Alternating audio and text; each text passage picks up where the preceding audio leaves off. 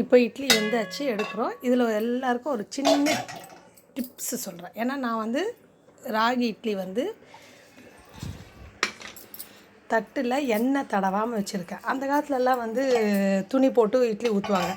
இப்போல்லாம் எங்கேருந்து துணியை ஊற்றி அந்த துணியை அலசி நம்மளுக்கெல்லாம் அது முடியவும் மாட்டேங்குது, நேரமும் இல்லை. எண்ணெய் போட்டு இட்லி ஊற்றினா ஒரு மாதிரி வழவழப்பாக இருக்குது இல்லைங்களா? இப்போது எண்ணெய் ஊற்றாமல் எப்படி இட்லி எடுக்கிறதுன்றது உங்களுக்கு எல்லாருக்கும் ஒரு ட்ரிப்ஸு சொல்கிறேன்.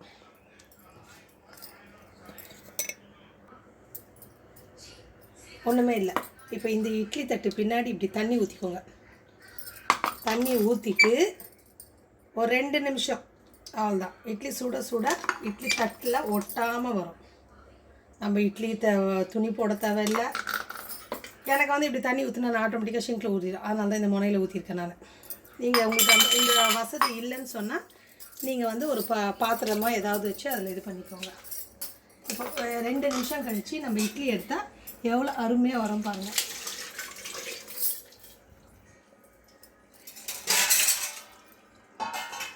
இது ஒரு சின்ன சின்ன ட்ரிக்ஸ் தான், இதெல்லாம் நீங்கள் ஃபாலோ பண்ணலாம். இதுக்காக என்ன இட்லின்றதே டயட்டில் ஒன்று பார்த்தீங்களா?